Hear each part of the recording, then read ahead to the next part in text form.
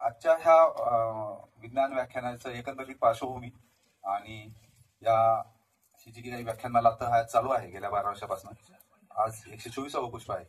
तर दर महिन्याच्या 1 तारखेला या होणाऱ्या विज्ञान व्याख्यानाच्या अनुषंगानं थोडक्यात प्रास्ताविक करण्यासाठी मी सरांना विनंती करतो की आपण या व्याख्यानमालेच्या अनुषंगानं आम्हाला मार्गदर्शन करावं, प्रास्ताविक करावं. नमस्कार, मी राजेंद्र कुमार सराफ, मराठी विज्ञान परिषद पुणे विभागाचा अध्यक्ष या नात्याने तुमच्या समोर उभा आहे. खूप आनंद होतो की 124 कार्यक्रम या वास्तूमध्ये झालेत, या सभागृहात झालेले, ते सोपं नाही. या कार्यक्रमाची थोडी मी माहिती देतो. माझी सुरुवात माझ्यापासून करतो. आज सकाळी माझ्याकडे एक नात आणि एक नातू आहे आणि तिने आमच्या सुनेला सांगितलं, म्हणजे त्याच्या आईला सांगितलं की मला भूक लागली. तर हे माझ्या आईला सांगितलं असतं तर मला पोहे, उपमा त्या काळामध्ये किंवा भाकरी किंवा पोळी असं काहीतरी मिळालं असतं. काय केलं असावं सुनेने? कोण गेस करू शकतं? सुनेने नाती करता काय केलं असावं? मॅगी, ज्याला मी पांढरे गांडूळ म्हणतो. त्या मॅगीला माझ्या भाषेमध्ये पांढरे गांडूळ म्हणतो. आणि ह्या सगळ्यामध्ये आपला जो आहार आहे तितका बदलत गेला, प्रचंड प्रमाणामध्ये बदलत गेला. परत उदाहरण देतो. लग्नामध्ये गेल्यानंतर पाणीपुरी नावाची गोष्ट असते आणि त्या पाणीपुरीवर मी रिसर्च केला. तो असा केला, जो पाणीपुरी देतो ज्याचा जेवढा हात आतमध्ये जाईल तेवढी त्याची टेस्ट वाढते आणि त्याने आंघोळ असं केली तर आणखी टेस्ट वाढते. या सगळ्या गोष्टी आपल्याला कोणी काम केल्या? विचार करा. आपला आहार का बदलला? या समोर गोष्टी ठेवल्या, त्यातल्या 2 मला नवीन कळल्या. त्या कुठे गेल्या? त्या सगळ्या का विसरलो आपण? आपल्या संस्कृतीमध्ये असलेल्या गोष्टी. म्हणजे मी जेव्हा माझा जॉब सुरू झाला तेव्हा माझ्या साहेबांनी सांगितलं की तुला फिरायचंय आणि लक्षात ठेव की तू महाराष्ट्रीयन आहे, तुला आंबट गोड खाल्ल्याशिवाय बरं वाटत नाही, ते विसरायचं आणि जिथे जाशील तिथल्या प्रांतातलं जेवण करायचं, म्हणजे तुझी तब्येत प्रकृती चांगली नाही.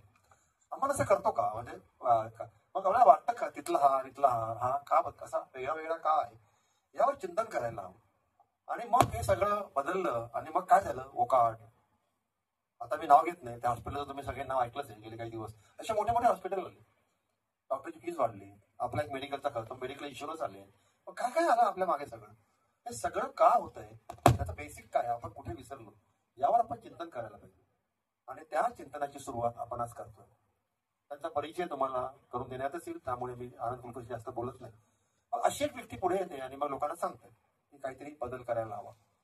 आणि आताच मी एका तरुण शास्त्रज्ञाशी बोलत होतो, त्याशी क्लायमेट सोल्युशनवर, क्लायमेट टास्क फोर्सवर माझ्याशी बोलत होतो. मग हे क्लायमेट सोल्युशन टास्क फोर्स कुठून आलं? क्लायमेट चेंज का आलं? कुठे बदललं? का झालं असं? अनेक तुम्ही मी टीका करत नाही, तुम्ही जर नॉन व्हेजिटेरियन असाल तर जरूर तुम्ही नॉनव्हेज खा, माझी काही हरकत नाही. तर तुम्ही गेलात त्या कोंबड्या, त्या बकऱ्या, त्या गायी प्रचंड प्रमाणे मिथेनचं उत्सर्जन करतात, त्याच्या पोटात विसर्जन त्यातून तो बाहेर पडतो. म्हणजे सगळं आपला आहार बदलला, आपलं सगळं बदललं आणि त्याचा एक परिणाम जो झाला तो आपल्या जीवनशैलीवर आणि आपल्या पर्यावरणावर होतो. त्यातून आपल्याला थांबायला हवं. आणि मग एक जुन्या काळामध्ये ज्या गोष्टी होत्या, ज्याला मिलेट म्हणतात, हे सगळं तृणधान्य आहे. आणि मला आता सांगत होते, मग सुंदरपणे आनंदी मला सांगितलं की ते राळ तिथे पडली आहे ना, ती दाखवली त्यांनी. ती म्हणले पक्षी खूप आनंदाने खातात. आपले लवबर्ड्स असतात ना, घरी लव कमी असतात म्हणून लवबर्ड ठेवतात. किती लोकांना माहिती आहे? जर घरी प्रेम कमी असलं तर लवबर्ड ठेवतात. माहिती आहे लोकांना? तुम्हाला माहिती आहे, तुमच्या घरी प्रेम कमी नाही. तर हे जे आहे ते म्हणाले की राळ ठेवली पक्षासमोर आणि जर त्याच्यासमोर गहू ठेवले तो राळ खातो. पक्षाला माहिती असं. मी ते थांबतो. मला सांगायचा उद्देश असा की थोडं तुमच्या मनामध्ये यावर एक जागरूकता निर्माण करावी. विंचोड सायन्स पार्कच्या या व्याख्यानाच्या अनुषंगानं उपस्थित प्रमुख वक्ते रोटरीयन आनंद कुलकर्णी साहेब यांचा एक विज्ञान पुस्तक देऊन सायन्स पार्कच्या वतीनं छोटासा सन्मान करण्यात येईल. तर मी कासासांना विनंती करतो की आपण आपल्या शुभ हस्ते सरांचा एक विज्ञान पुस्तिका देऊन छोटासा सन्मान करावा.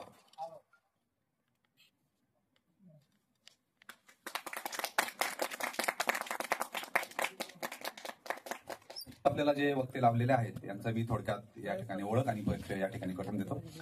रोटरीयन आनंद कुलकर्णी साहेब हे member RCP wisdom, secretary RCC district 3131 Rotarian year 2024-25. त्याचप्रमाणे मेंबर आहेत ते economic and community development district 3131 year 25-26. Focus area त्यांचा आहे RCC प्रोजेक्ट, मिलेट अवेअरनेस आणि स्टार्टअप ट्रेनिंग्स. त्याचप्रमाणे बाय प्रोफेशन ते बिझनेस कोच आहेत सन 2004 पासून. आणि मेट कन्सल्टिंग LLP अशा कंपनीचे ते पार्टनर आहेत. त्याचप्रमाणे मिल्लेवा मिलेट्स अँड सुपरफूड LLP याचे ते पार्टनर आहेत आणि अन्वया सुपरफूड प्रायव्हेट लिमिटेड या कंपनीचे ते संचालक डायरेक्टर आहेत. त्यांना कला, संगीत आणि खेळ याच्यामध्ये त्यांचा विशेष रुची आणि त्यांचा सहभाग असतो. तर मी आपल्याला माहितीच आहे की सन 2022 मिलेट इयर होतं आणि आपण स्टेट लेवलच्या काही मिलेट कॉम्पिटिशन सुद्धा या सभागृहात घेतल्या आणि तृणधान्य, भरड धान्य आपल्या आरोग्याला का आवश्यक आहे, सराफ सरांनी याविषयी काही माहिती दिली. तर आपण ऍक्च्युअली याची खरी माहिती आणि याच्या विषयीचं काही जे काही माहिती आहे ती सरांच्याकडनं घेण्याच्या अनुषंगाने मी सरांना या ठिकाणी व्याख्यानासाठी निमंत्रित करतो आणि पाहुण्यांना पुढच्या स्थानावर बसण्याची विनंती करतो. सर नमस्कार. मला जी संधी दिल्याबद्दल संस्थेचं आणि सराफ सरांचं मनापासून आभार. विषय तसा अगदी साधा सोपा आहे, मला तो क्लिष्ट करायचा नाहीये आणि गरजेचा आहे. ह्या दृष्टीने आपल्या सगळ्यांना याच्यात सहभाग पण करायचा आहे. थोडीशी परिचर्चा करून आपण जर हा विषय समजून घेतला तर तुम्हालाही त्याच्यातून काहीतरी समजेल आणि मला पण तुमच्याकडून काही समजेल. तर आपण थोडंसं हे इंटरॅक्टिव्ह ठेवूया. विषय तुम्हाला कळालाच आहे की अन्न हे औषध आहे. अशा दृष्टीने मी मिलेट्स हा विषय निवडलेला आहे. ह्याच्यात थोडक्यात माहिती देतो की माझा आणि मिलेटचा संबंध कसा आला. तर साधारण 8 वर्षापूर्वी माझी मिसेस ऍडव्होकेट जयश्री कुलकर्णी, ती पण रोटेरियन आहे, ती तेलंगणातून आहे. तर तिला एकदा असं कळालं की तिच्या चुलत भावाचा फार सिव्हिअर ऍक्सिडेंट झाला होता. अगदी मेजर 7-8 हाडं मोडली होती शरीरातली आणि त्याला ती भेटायला गेली. तेव्हा 1 महिना 1.5 महिन्यानंतर भेटली तिथं, तेव्हा तिला थोडंसं असं कळालं की त्याला ॲलोपॅथी मध्ये ज्या काही ट्रीटमेंट चालू होत्या त्याच्यामध्ये तेलंगण किंवा आंध्रातलं मुख्य खाद्य जे आहे ते तांदूळ आहे.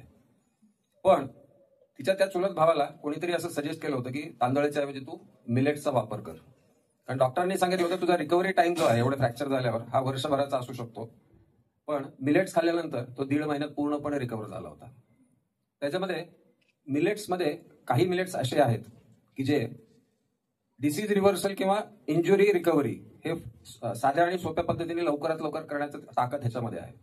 आता मिसेसला हा अनुभव मिळाल्यानंतर तिचा कल ताबडतोब मिलेट समजून घेण्यामध्ये गेला आणि 8 वर्षापासून तिने या विषयाचा ध्यास घेऊन मिलेटबद्दल बारकाईने माहिती करताना सगळ्यात पहिल्यांदा तिने डॉक्टर कादरवल्ली हे नाव तुम्ही ऐकलं असेल.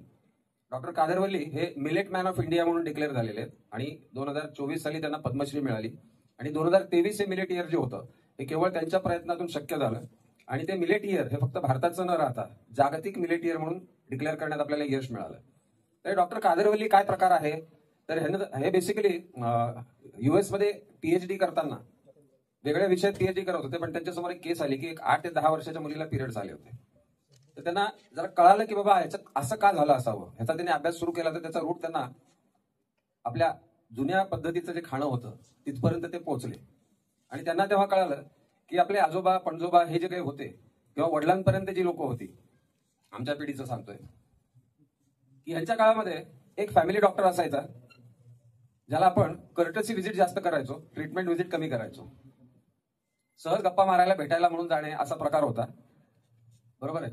पण आताच्या काळामध्ये मी आता रिसेंटली पुण्यामध्ये एक इमारत बघितली.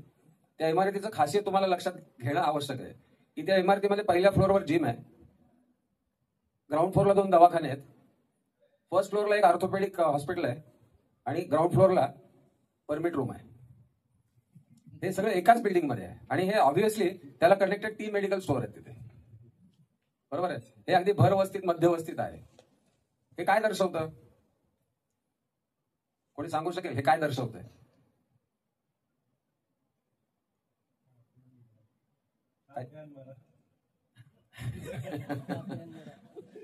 त्याला थोडंसं आपल्या भाषेमध्ये आईश करा आणि तर हा म्हणजे काय तसे विसंगत परिस्थिती आहे. ह्याचा रूट जो आहे तो मुख्य खाण्याकडे जातो. आपलं मुख्य अन्न जे आहे त्या अन्नाकडे आपण जावं. तर थोडक्यात मिलेट म्हणजे काय तर मिलेट हे जनरली बाजरीपेक्षा बारीक असलेलं धान्य आहे. त्याला तृणधान्य म्हणून पूर्वी म्हणायचे. त्याला आता भरड धान्य असं म्हणलं जातं आणि मिलेट इयर मध्ये त्याला मोदीजींनी श्रीधान्य असं नाव दिलं. श्रीधान्य म्हणजे काय तर या अन्नाने आपल्यामध्ये सगळ्या काही गोष्टी तब्येतीशी रिलेटेड असतील, आचार विचारांशी रिलेटेड असतील, आहार, विहार आणि विचार या तिन्हीमध्ये सुसंस्कृतपणे येण्याच्या दृष्टीने मिलेट्स आवश्यक आहेत, असा त्याचा एक अर्थ होतो श्रीधान्याचा. आता मिलेट्स म्हणजे काय, तर जनरली हा समज आहे लोकांचा. मिलेट म्हणजे ज्वारी, बाजरी, नाचणी, मका आणि प्रोसो ह्याला आपण जनरली मिलेट असं समजतो. काही अंशी हे बरोबर आहे, पण ते बाजूला जे दोन दिसत आहेत ते त्याच्यातलं कुठलं धान्य दिसतंय का तुम्हाला? ज्वारी, बाजरी, नाचणी, मक्यासारखं दिसत आहेत का ती कणसं? ती काय दिसत आहेत तर तृणधान्याची आहेत. त्याच्याबद्दल थोडीशी माहिती देतो. डॉक्टर कादरवल्लींनी काय केलंय की आपल्या मुख्य खाद्यांचं 3 भागामध्ये वर्गीकरण केलेलं आहे: पॉझिटिव्ह, न्यूट्रल आणि निगेटिव्ह. आता हे वर्गीकरण करण्यामागचा उद्देश काय त्यांचा, की माणसाच्या तब्येतीला काय लागतं, काय सूट होतं, या दृष्टीने त्याचं वर्गीकरण केलेलं आहे.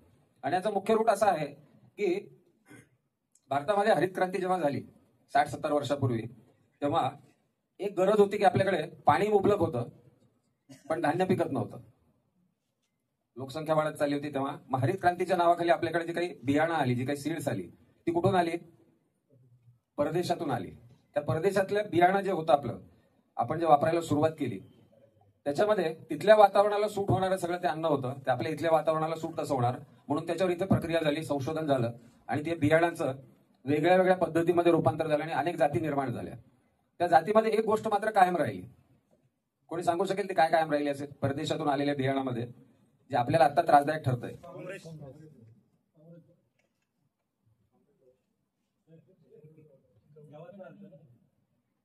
काँग्रेस गवत आहे. आणि अजून एक आपल्या तब्येतीसाठी काय, आपल्या तब्येतीच्या दृष्टीने अपायकारक एक गोष्ट आहे, ती कंटिन्यू राहिली तेव्हापासून आतापर्यंत, ती तशीच आहे.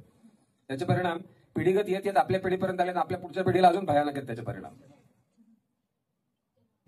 गहू आणि तांदूळामध्ये असलेलं ग्लुकोजचं प्रमाण, बरोबर आहे, ते मात्र तसंच राहिलं, ते बदललं नाही. मग कादरवल्लींनी काय केलं की पहिल्यांदा आपल्याला अन्न खाल्लेलं पचण्याच्या दृष्टीने सगळ्यात महत्वाचा घटक कुठला, याच्यावर त्यांनी अभ्यास करून पहिल्यांदा फायबर हा विषय घेतला, की जे आपल्याला अन्न पचनासाठी किंवा रक्तामध्ये ग्लुकोज हळू प्रमाणात सोडण्यासाठी उपयुक्त फायबर, या 5 मिनिटमध्ये त्यांना आढळून आलं. हे 5 मिनिट तुमच्या समोर ठेवलेले आहेत, तुम्ही बघून घेऊ शकता. आणि हे वेगळं काही नाहीये, हे आपल्याकडची जुनी धान्य आहेत. ती फक्त काय आहे, आपण भगर खातो सध्या, भगर सुद्धा मिलेट आहे, पण आपण जे खातो ती पांढरी फटक पॉलिश केलेली खातो, त्याच्यामध्ये त्याचं सत्व सगळं निघून गेलेलं असतं. तर भगर कशी खावी, तर अनपॉलिश्ड खावी. अनपॉलिश जेव्हा असते ती मिलेट असते.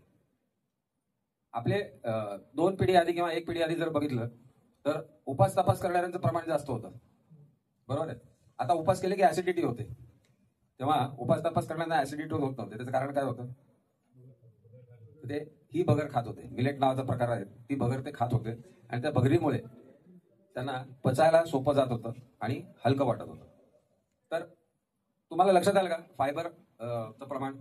त्या दृष्टीने यांनी जो तक्ता मांडलेला आहे न्यूट्रिशनचा, दिसतोय का क्लिअर?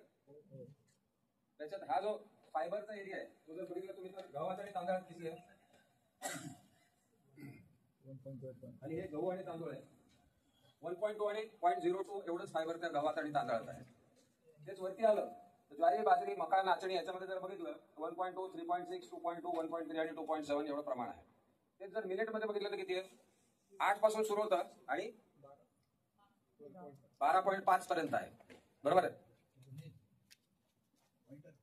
हा एक मुख्य घटक आहे जो आपल्याला लक्षात घेणं आवश्यक आहे की आपल्या तब्येतीच्या दृष्टीने आज म्हणजे 12 वर्षाच्या मुलाला शुगर आहे, 30व्या वर्षी ब्लड प्रेशर वाढतंय, 4थ्या वर्षी चष्मा लागतोय. हे सगळे प्रकार कशामुळे होतात तर आपल्या रोजच्या दैनंदिन खाण्याच्या पद्धतीमध्ये जो आपण नवीन बदल स्वीकारला आहे. आणि ते स्वीकारण्यामागचं कारण पण आहे की आजकाल सहज उपलब्धते आपल्याला चालतं, थोडे कष्ट करून काही करणं ही सवय हळूहळू मोडत चाललेली आपली. ती सवय आपण लावून घेणं हा सगळ्यात महत्वाचा उद्देश आहे. आता या चार्टमध्ये जे दाखवलंय ती पोषक तत्व मी मगाशी सांगितल्याप्रमाणे गहू तांदूळ खाल्ल्यानंतर ग्लुकोज हे लगेच आपल्या शरीरात मिसळलं जातं ताबडतोब. पण मिलेट्समध्ये फायबरचं प्रमाण असल्यामुळे हळूहळू तो ग्लुकोज आपल्या शरीरात पसरायला सुरुवात होतो आणि पचायला मदत करतं. म्हणून मिलेट हे मुख्य अन्न म्हणून आपण सुरू करायला हरकत नाही. मिलेट का, मराठीमध्ये अगदी सोप्या भाषेत सांगायचं झालं तर मजबूत हाडं आणि मजबूत दात कोणाला नको आहेत? आज त्याची अवस्था कशी आहे? मजबूतीसाठी आपण व्यायाम करतो पण तरी मजबूत आहोत का असा जर प्रश्न विचारला, प्लस रिस्क फॅक्टर आपला आता वाढलेला आहे. आपण धकाधकीच्या जीवनामध्ये इकडून तिकडे पळतो, तिकडून इकडे पळतो, त्यामध्ये आपली दमछाक होते, स्ट्रेस वाढतो. ह्याचा परिणाम कुठे ना कुठेतरी आपल्या शरीरावर, हाडांवर होत राहतो.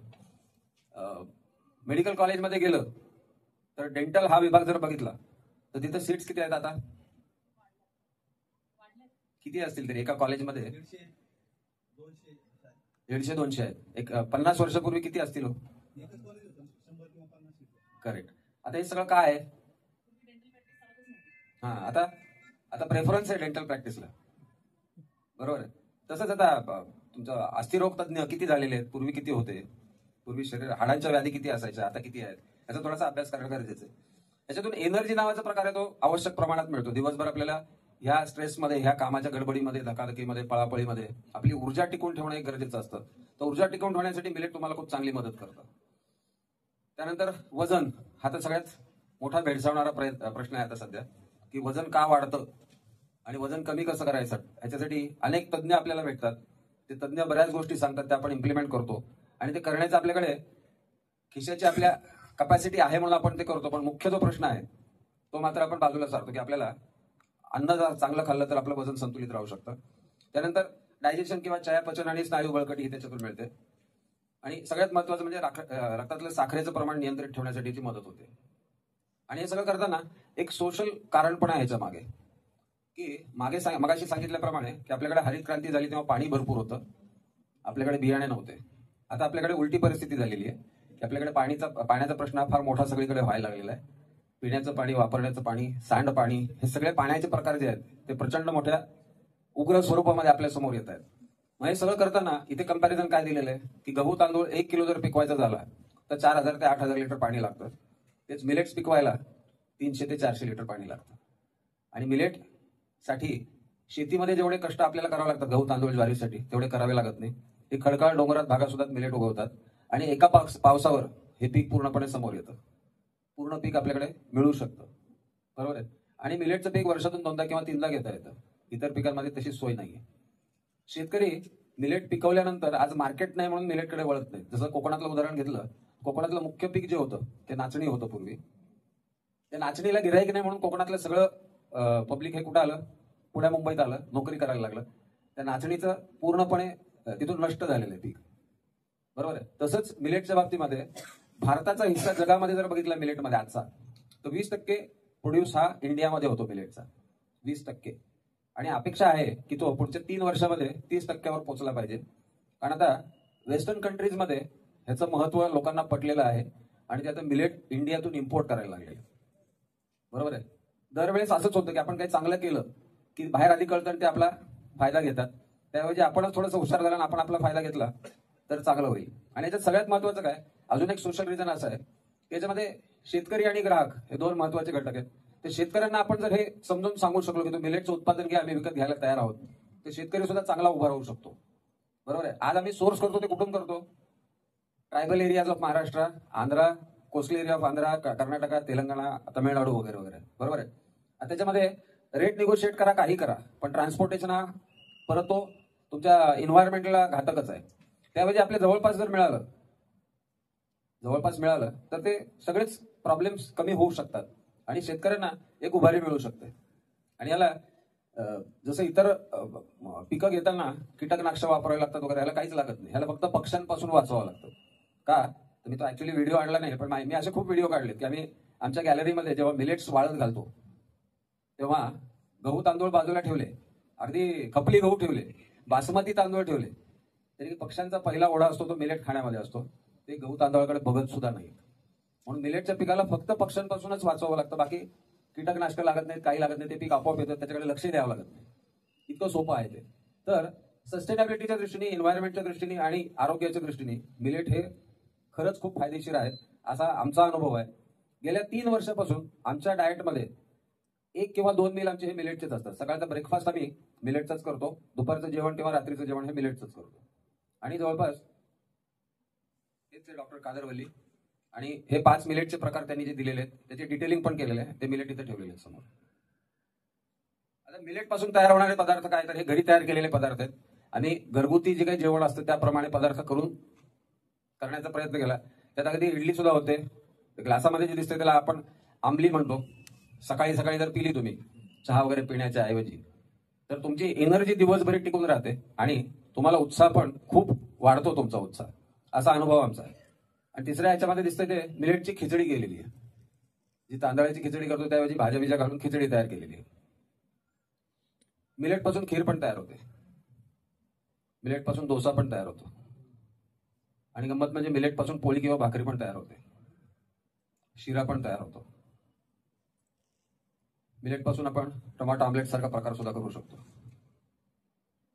आणि मिलेटचा पूर्ण आहार आम्ही जो घेतो तो जनरली असा घेतो: कोदरा मिलेटची आमली, भगरची भाकरी, कोदराची खिचडी, राळ्याचा शिरा आणि सोबत साधी वांग्याची भाजी आपली. आता हे करताना आम्ही काळजी काय घेतो, वरती आता तुम्हाला नाव दिसतंय मिलेवा मिलेट्स. मिलेवा मिलेट्स ही ऑर्गनायझेशन आम्ही पुढे आणण्याचा प्रयत्न याच्यासाठीच केला की सोसायटीमध्ये एज्युकेशन हे फार आवश्यक आहे. मग गेल्या 2-3 वर्षापासून आम्ही सातत्याने प्रयत्न करून साधारण 500 कुटुंबांपर्यंत आम्ही पोहोचलो आहोत. आणि हे वैयक्तिकरित्या पोहोचलेलो आहोत, ज्याला अग्रेसिव्ह मार्केटिंग, डिजिटल मार्केटिंग वगैरे प्रकार केला नाही. लोकांना घरी बोलवणे, समजावून सांगणे, त्यांना टेस्ट करायला देणे, त्यांची इच्छा असेल, त्यांना वेळ असेल तरच त्यांना मिलेट काय आहेत, कसे आहेत हे समजावून सांगून त्यांना देणे, त्यांना शिकवणे, त्याच्यातून तयार होणाऱ्या पाकक्रिया ज्या आहेत त्या समजावून सांगणे आणि त्याचा पाठपुरावा करणे की तुम्ही नेलंय बाबा, करता काय. कारण माझ्या ओळखी पाळखीमध्ये बरेच लोक असे आहेत, अरे तू करतोयस ना, मग मला जरा 5 किलो पाठवून दे. बरोबर आहे. पाठवून दिल्यानंतर काय, तर 3 ठिकाणी मला असा अनुभव आला की 2 महिन्यानंतर ते पॅकेट तसंच होतं, काहीच केलं नाही त्यांनी. कारण काय करायचं हेच माहित नव्हतं, फक्त मी करतोय म्हणून घेऊन गेले लोक. मग ते पॅकेट्स परत घेऊन आलो मी आणि त्यांना म्हटलं फॅमिली सहित घरी या, समजून घ्या.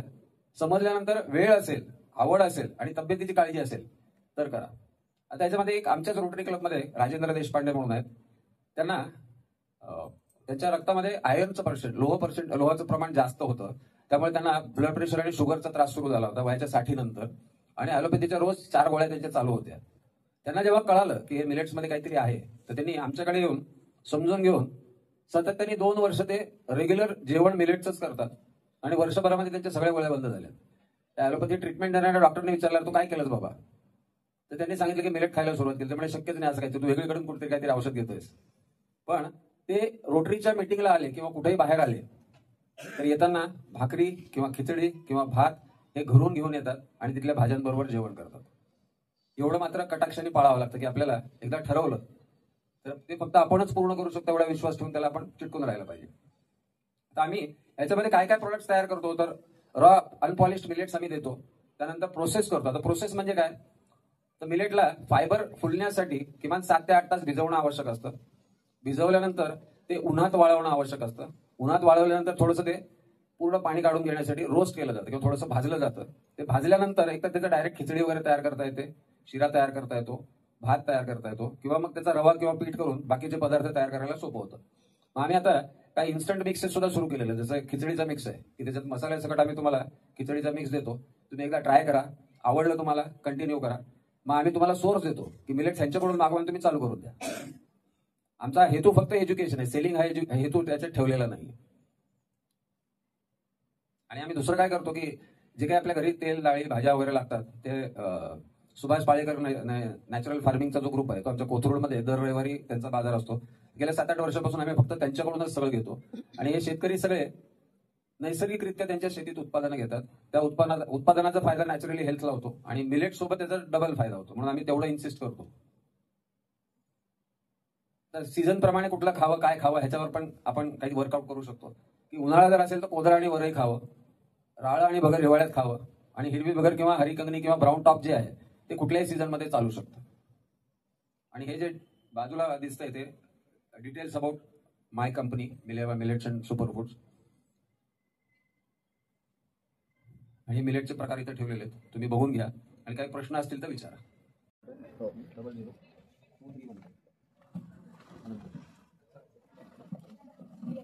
माहिती आहे ना मला, आरोग्य इतक्या दूर आलं तर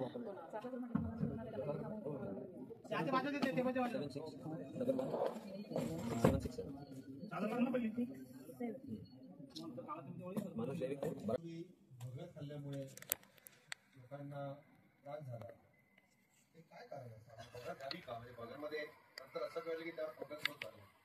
आता भगर कसं आहे की मी सांगितल्याप्रमाणे आपण जी खातो ती पॉलिश केलेली भगर खातो. तांदूळ सुद्धा आपण पॉलिश केलेला खातो, बरोबर आहे. पॉलिश केलं म्हणजे काय होतं, त्याच्यात बेसिक जी काही सत्व आहेत ती काढून घेतली जातात. त्यानंतर दुसरं काय, तुम्ही स्टोअर कसं करता त्याच्यावर पण अवलंबून आहे. मग विकणारा स्टोअर कसा करतो, घेणारा स्टोअर कसं करतो, जर स्टोअर करायचा असेल तर. आणि इन्स्टंट वापर केला कुठल्याही याचा धान्याचा तर तो जास्त संयुक्तिक असतो. आता ही इन्सिडेंट जी झाली होती ती विषारी भगर नावा असा प्रकार झाला होता तो, आणि ती पॉलिश्ड भगर होती, त्याच्यात काहीतरी मिक्स झालं होतं म्हणून तो प्रकार घडलेला होता. पॉलिश करताना, प्रक्रिया करताना काहीतरी त्याच्यासोबत मिसळलं गेलं आणि त्याच्यातून तो प्रश्न उद्भवला होता. वरई आणि भगर दोन्ही वेगळे. वरई म्हणजे वऱ्याचे तांदूळ म्हणतात बघा, त्याला वरई म्हणतात. भगर वेगळी. भगरमध्ये याचे दोन प्रकार आहेत, एक आपली रेग्युलर भगर आहे आणि एक हिरवी भगर आहे. त्याला हरी कंगणी असं म्हणलं जातं, ब्राऊन टॉप किंवा हरी कंगणी. तसं याच्यात कसं आहे माहिती का, गहू तांदूळ हे निगेटिव्ह का म्हटलं तर त्याच्यातून डायबिटीस सारखा अपाय होऊ शकतो. ज्वारी, बाजरी, नाचणी, मका हे जे ते न्यूट्रल फूड आहे, बरोबर आहे. ज्यांना काही झालेलं नाही त्यांनी खाल्लं तर काही होणार नाही. जसं गहू तांदूळ ज्यांना काही नाही त्यांनी खायला लागलं तर डायबिटीस होऊ शकतो, तसं ज्वारी, बाजरी, नाचणी खाल्ली तर काही होत नाही. पण काही कधीच होऊ नये या दृष्टीने काय तर मिलेट्स प्रेफर करा. त्याच्याने तुम्हाला तुमचा सस्टेनन्स वाढतो, तुमची स्टॅबिलिटी वाढते, तब्येत चांगली राहते, आणि सगळ्यात महत्वाचं जी ऊर्जा लागते आपल्याला ती ऊर्जा टिकून राहते. त्याचं सगळ्यात महत्वाचं प्रपोर्शन अजून एक सांगायचं असं आहे की गहू तांदूळ आणि मिलेट ह्याचं जर प्रमाण बघितलं तर एका किलोला एक किलो गहू किंवा तांदूळ जर आपण वापरत असू तर त्याच्या 400 ग्राम मिलेट वापरावे लागतात. तेवढ्यात पोट भरू शकतो. जर कॉस्ट हा विषय आला तर त्याला उत्तर हे आहे. मिलेट आपल्याकडे मार्केट नसल्यामुळे, डिमांड नसल्यामुळे कल्टिव्हेशन कमी झालंय, सप्लाय कमी झालेला आहे, आणि जिथं मागितला जातो तिथे उपलब्ध नाहीये, कारण ठराविक ठिकाणी ते तयार होतं आणि तिथपर्यंत आपले चॅनल्स पोहोचलेले आहेत अजून, डिस्ट्रीब्युशन चॅनल्स. जसं आम्ही आंध्र, कर्नाटक आणि तमिळनाडूचं कोस्टल एरिया सगळं फिरल्यानंतर आम्हाला शेतकरी सापडले जे मिलेट्स तयार करतात. आता तो शोध घेत घेत पुण्यात आल्यानंतर आपल्याला कळालं की नाशिक हा मिलेटचा हब आहे महाराष्ट्रातला, पण नाशिकमध्ये सुद्धा कुठून येतं तर तमिळनाडूमधूनच येतं. मिलेटच्या फॅक्टरीज आहेत नाशिकमध्ये, प्रोसेस करणाऱ्या फॅक्टरीज आहेत, जे दाणा वेगळं करतात, पॅकिंग करतात, अशा फॅक्टरीज आहेत नाशिकमध्ये. पण मुख्य उत्पादन जे होतं ते कोस्टल एरिया किंवा ट्रायबल एरियामध्ये होतं. आता पुणे युनिव्हर्सिटीमध्ये सुद्धा एक वेगळा विंग सुरू झालेला आहे मागच्या वर्षीपासून, की ट्रायबल एरियातल्या लोकांच्या तंदुरुस्तीचं रहस्य काय ह्याच्यावर पुणे युनिव्हर्सिटी काम करते, सावित्रीबाई फुले युनिव्हर्सिटी काम करते मागच्या वर्षापासून. तर त्याचा रूट सुद्धा खाण्याकडेच जातोय, की ट्रायबल एरियामध्ये अजूनही डॉक्टर नाही आहेत, शाळा नाही आहेत, काही नाहीये, पण त्यांच्या तब्येती ठणठणीत राहतात. विषारी भगत जेव्हा प्रकरण सुरू होतं त्यात अशी एक माहिती होती की तृणधान्य खूप बारीक असतं, जेव्हा हार्वेस्ट केलं जातं तेव्हा विषारी तृण जे असतात त्याचं पण त्यात मिक्स झालं होतं. लोकांनी जो अभ्यास करून त्यावर लिहिलं होतं तसे तृणधान्य निवडायला फार कठीण आणि संरक्षण करायला फार कठीण. ऍक्च्युली ह्या प्रोसेसेस ज्या आहेत ना मोठ्या शेतकऱ्यांकडे चांगल्या पद्धतीने उपलब्ध झालेल्या आहेत भारतामध्ये. आता आम्ही हा प्रकार गेले 7-8 वर्षापासून अनुभव घेतोय. आम्हाला कधी काही त्याचा असा त्रास जाणवला नाही, की आम्ही ज्यांच्यापर्यंत पोहोचलोय त्यांची तक्रार आलेली नाही. फक्त याला कसं थोडा अभ्यास लागतो, की दाणा ओळखायला, की प्रत्येकामध्ये डिफरन्स काय हे आपल्याला कळायला पाहिजे. त्याचा साधा सोपा उपाय शेतामध्ये, जर आपल्या घराच्या आजूबाजूला जर तुम्ही दाणे टाकले ना, असे माती असेल तर दाणे टाकले ना, 2-3 महिन्यामध्ये पाणी पडलं त्याच्या 2-3 महिन्यामध्ये तुम्हाला एकतरी कडे दिसेल तिथे. एवढं फास्ट ग्रोथ आहे त्याला.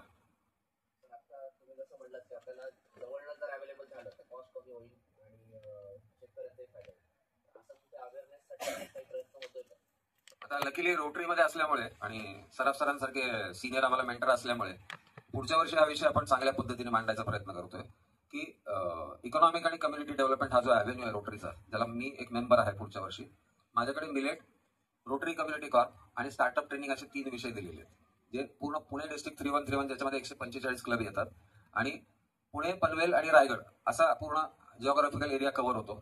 त्याच्यामध्ये शेतकऱ्यांना मिलेट पिकवण्याबद्दल तयार करण्याची प्रक्रिया आम्ही सुरू करतोय आणि त्याच्यासोबत त्यांना बियाणं देण्याचं पण आम्ही काम करणार आहोत. हे सुरू होतंय, ऑलरेडी बऱ्याच ठिकाणी सुरू झालेलं आहे. सुभाष पाळेकरांची जी काही ऑर्गनायझेशन आहे तिथेही काम सुरू झालेलं आहे. नाशिक सारख्या ठिकाणी चांगलं काम होतंय. आपल्या महाराष्ट्रातला ट्रायबल एरिया जर बघितला, नंदुरबार साईडला वगैरे, ऑलरेडी ती लोक तेच खात आहेत. ते ट्रायबल लोक जे काही येतात नंदुरबार शहरामध्ये, धुळे शहरामध्ये विक्री करतात, हे करतात, पण त्यांचं खाणं तेच आहे. आणि माझा एक अनुभव सांगतो की मी ज्वारीची बाजरीची भाकरी मला आवडायची नाही, कारण ती कोरडी असते. मी गव्हाची पोळी प्रेफर करायचो, पण जेव्हापासून मिलेटची पोळी आणि भाकरी खायला लागलो, मला ती गव्हाची पोळी खाल्ल्यापेक्षा चांगलं समाधान देते, कारण ती कोरडी लागत नाही, त्याच्यामध्ये एक सत्व आहे. मला एक सगळं आठवलं, मी जेव्हा वल्लापूरला होतो पेपर मिळला तेव्हा आदिवासी लोक, माडिया लोक, त्यांच्याकडे मला कंपनीची त्या काय तर पाठवलं होतं, तेव्हा त्यांचं मेन धान्य तृणधान्य बरोबर, आणि ते एवढे ठणठणीत असायचे त्यांना काहीच व्हायचं. मी बघितलं की तिथे सहजपणे बांधण व्हायचं, काही धक्का लागायचं नाही, काय पडलं की त्याची अडकून टाकली. आता जे जे माझे समवयस्क इथे दिसत आहेत त्यांना एक आठवत असेल की आपल्या वडिलांच्या काळात किंवा तेव्हाच्या लग्न सराईमध्ये गहू किंवा तांदूळ असायचा. अदरवाईज रोजचं आपलं जेवण भाकरी असंच होतं. तांदूळ गहू हा सणाचं खाद्य म्हणून आपण खात होतो. बरोबर आहे. माझ्या लहानपणी मला आठवते, अजून एक किस्सा सांगतो. माझ्या लहानपणी मी औरंगाबादला राहताना, मी 12-13 वर्षाचा होतो तेव्हा आम्हाला जेव्हा महिन्याचा किराणा आणावा लागायचा तेव्हा पहिलं दुकान हे 4.5 किलोमीटर दूर होतं. बरोबर आहे. आणि तिथे सुद्धा सायकल घेऊन जायचं, कारण बाकी व्हेकल नव्हते. सायकल घेऊन जायचं, गेल्यानंतर त्या दुकानदाराला चिठ्ठी द्यायची, तो सांगणार किती वेळाने यायचं. मग तेवढ्या वेळाने परत जाऊन त्याच्या समोर ते मोजून घ्यायचं, पेमेंट करायचं आणि 4.5 किलोमीटर सायकलवर यायचं. बरोबर आहे. आता काय झालेलं आहे, 10 मिनिट्स डिलिव्हरी. म्हणजे या सगळ्या सोयी सवलतीने काय होतंय, आपला आळस वाढतोय. आपण आळशी होत चालू आहेत कारण सोयी सुविधा सहज उपलब्ध होत आहेत. सो आपणच काळजी घेणं गरजेचं आहे. थोडंसं कष्ट लागतं. आता मिलेट प्रोसेस करायची तर साधी सोपी गोष्ट नाहीये. घरच्या गृहिणींना याच्यासाठी खूप काम करावं लागतं. मी बघतो माझे मिसेस की ते वाळवताना, भिजवल्यानंतर वाळवताना चांगलं कव्हर करून ठेवणं, नाही तर पक्ष्यांचा भीती असते, नाही तर कोणीतरी उभं राहणं तिथं कायम. ते झाल्यानंतर त्याला रोस्ट करणं, रोस्ट केल्यानंतर पॅक करणं आणि धान्य वाया जाऊ न देणं हा घरच्यांचा कल असतो, गृहिणीचा कल असतो. त्यानुसार एक दाणा वेचून सगळं जमा करून ठेवणं, मग त्याचं पीठ करणं. आमच्या घरात आम्ही गिरणी पण आणून ठेवलेली आहे. आम्ही गिरणीत बाहेरही दळत नाही, घरीच दळतो आणि घरीच ते प्रोसेस करतो. प्रोसेस करून नमूद करणं का आवडतं? मिलेट नुसते कच्चे जर खाल्ले ना तर ते पचतच नाहीत आपल्याला, कारण त्यातलं फायबर बाहेर पडलेलं नसतं. ते दगडासारखं होतं. आवश्यक आहे, फायबरचे लेयर्स बाहेर पडतात त्याच्यातून, ते बाहेर पडणं आवश्यक आहे. ते पडल्याशिवाय आपल्याला ती पचन संस्थेसाठी मदत करत नाही. रादर पचतच नाही, आपण खाऊच शकत नाही. भिजवणं वाळवणं तर आवश्यक आहे. रोज का करायचं तर थोडंसं पाणी राहिलं तर ते निघालं पाहिजे, एवढ्यासाठीच करायचं.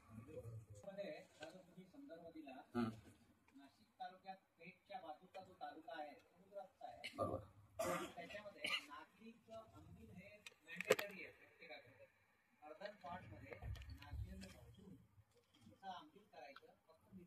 मीठ घालायचं, बरोबर तसंच.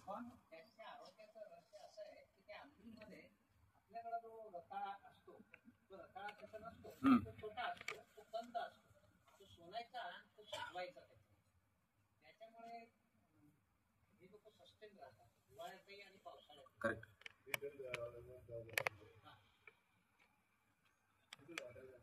आणि आजच्या यंग जनरेशनसाठी खरं एक चांगली गोष्ट आवश्यक आहे याच्यामध्ये, मिलेट का खावे तर सारखं खा होत नाही. पोट भरलं जायला की परत इच्छा होत नाही असं आहे. आणि ह्याच्याने पोट पटकन भरतं आणि 4-4 तास आपल्याला काही खावं अशी इच्छा होत नाही त्याच्यातून. शेवटला एक साधा म्हणजे माझ्याकडे शेवटला गहू आणि मिलेट त्याच्या किमतीमध्ये काय डिफरन्स? आता गहू आपण थोडा चांगला प्रतीचा घ्यायला गेलो तर 70 रुपये किलो मिळतो. जो आपल्याला शेतकऱ्याकडून तिथून आम्हाला जे येतो तर शेतकरी आम्हाला विकतो 60 रुपयाला. त्याचं ट्रान्सपोर्टेशन, हमाली वगैरे जर बघितलं तर ते 30 रुपये होतात प्रत्येक किलोला, म्हणून ते 90 रुपये होतात. बरोबर आहे. हा, प्लस प्रोसेसिंग कॉस्ट आहे त्याला. साधारण 120 रुपये किलो, 130 रुपये किलो प्रोसेस. आणि याचं कसं असतं, प्रोसेस केलं की याचं वजन कमी होतं. बरं का, प्रोसेस केलं की वजन कमी होतं. म्हणजे रॉचं वजन आणि प्रोसेसचं वजन ह्याच्यात फरक पडतो. हा, आणि प्लस त्याचं पीठ रवा केला तर अजून थोडासा लॉस होतो. ज्वारीला मिलेट म्हणता येतं, पण फक्त त्याचा इम्पॅक्ट जो आहे तो न्यूट्रल आहे. म्हणजे तुम्हाला जर काही त्रास असेल तर ज्वारी मदत नाही करत ते दूर करायसाठी. तुम्हाला काही नसेल आणि तुम्ही ज्वारी बाजरी खात असाल तर उत्तम, खात राहा. आहेत, पण आता त्याचं संकलन इतकं झालेलं आहे ना की त्याच्या मूळ बियाणं आपली भारतातली नष्ट झालीत सगळी. त्याच्यावर इतके प्रयोग झालेले आहेत की त्याचं मूळ तत्व सगळे हरवलेली आहेत त्याच्यातली. ते राहीबाई पोपरेंनी जे करून ठेवलेलं आहे ते खरं कौतुकास्पद आहे. त्यांच्याकडे जी बियाणं आहेत ती खरं सगळीकडे पसरली पाहिजे, सगळीकडे पोहोचली पाहिजे. तसे काही शेतकरी आहेत आपल्या पुण्यामध्ये, त्यांच्याशी आमचं चर्चा चालू आहे की त्यांच्याकडे असे पिढीजात काही बियाणं त्यांनी जतन करून ठेवलेले आहेत. म्हणजे जसं राळं आहे ते पिकवतात, पण कशासाठी? पक्ष्यांसाठी आणि जनावरांसाठी. हा, आहेत तसे शेतकरी आहेत. सोलापूरचे 2 जण आहेत, आपल्या पुढच्या वर्षी डिस्ट्रिक्टमध्ये 2 जण. अजून काही आहेत प्रश्न? धन्यवाद ऐकून घेतल्याबद्दल. आणि मिलेट्स बघून घ्या. तुम्हाला मी त्यांचा नंबर देतो, माझाही नंबर देतो. तुम्हाला काही लागलं तर कधी विचारा. धन्यवाद. रविवारी एकलव्य पॉलिटेक्निकच्या मागे ग्राउंड आहे. तिथे भरतो आणि त्यांचं दर वार ठरलेले आहेत. वेगवेगळ्या एरियामध्ये ते शेतकरी जातात आणि त्यात गमत म्हणजे काही IITian सुद्धा US मधून आले आणि त्यांनी शेती पत्करली आणि त्यांनी नैसर्गिक उत्पादनं सुरू केलेली आहेत शेतीमध्ये. माझा नंबर आहे 982200. हा माझाच आहे पण तो मिलेट स्पेसिफिक आहे. 9270176764 कंपनी अकाउंट आहे. माझं नाव आनंद कुलकर्णी, कंपनीचं नाव Mileva millets and super foods LLP. Thank you. धन्यवाद सर. खरं तर हा विषय इतका जिव्हाळ्याचा, रोजच्या दैनंदिन जीवनाशी संबंधित आहे आणि आता आपण सगळे हेल्थ कॉन्शियस झालेलो आहोत. कोणालाही आता डॉक्टरची व्हिजिट्स परवडत नाही आणि या दृष्टीने कुलकर्णी सरांनी मूळ म्हणजे त्यांनी जमिनीवर काम केलेलं आहे, त्यामुळे स्वाभाविक त्यांच्या बोलण्यात कुठल्याही प्रकारचं टेक्निकल किंवा हे न करता, अवलंबन न करता सोप्या भाषेमध्ये आपल्याला अगदी आदिवासी भागातल्या जे धान्य आपण म्हणतो ते पूर्वी आजी आजोबांच्या काळात आपण खायचो, अगदी गुळजाच्या भाकरीपासूनही खायचो आणि दुर्दैवाने आपल्याकडे 72चा दुष्काळ पडला आणि अमेरिकेने गहू जो पाठवला तर कोणाला अशी कल्पनाही नव्हती की ते 10 कोटीपर्यंत डायबिटीज पेशंट तयार होतील आणि तो झाला. पण आताही कुठलीच जिथून म्हणजे सुरुवात केली जागे त्यार्थी सवार, हा गुजरातीतला एक हे आहे. तर आपण सर्वांनी, कुलकर्णी सरांनी जो आपल्याला मार्गदर्शन केलेलं आहे त्या मार्गदर्शनप्रमाणे जर सुरुवात केली आत्तापासूनच तर निश्चितच आपल्याला स्वतःचं आरोग्य तर निश्चितच चांगलं राहील, पण पुढच्या पिढीला सुद्धा आपण घरी हा संदेश देऊ शकू आणि ते आचरण ठेवून जी सुदृढ प्रजा जी आहे ते भारताचंही एक लक्ष्य आहे आणि ते सुवर्ण दिवस पुन्हा येतील अशा या आरोग्य पद्धतीने अशी अपेक्षा करूया. आपण सर्वांनी शांतपणे प्रश्नोत्तरही झाली, खूपसे विचार प्रगटही झाले आणि एक चालना मिळालेली आहे. त्याबद्दल सर्व उपस्थितांचे मी आभार व्यक्त करतो. कुलकर्णी सरांचं आभार मानणं म्हणजे खूप औपचारिक होईल, कारण त्यांनी एखाद्या घरातल्या सदस्याप्रमाणे, परिवारातल्या सदस्याप्रमाणे आपल्याला खूपशा अशा चांगल्या सूचना दिल्या आहेत.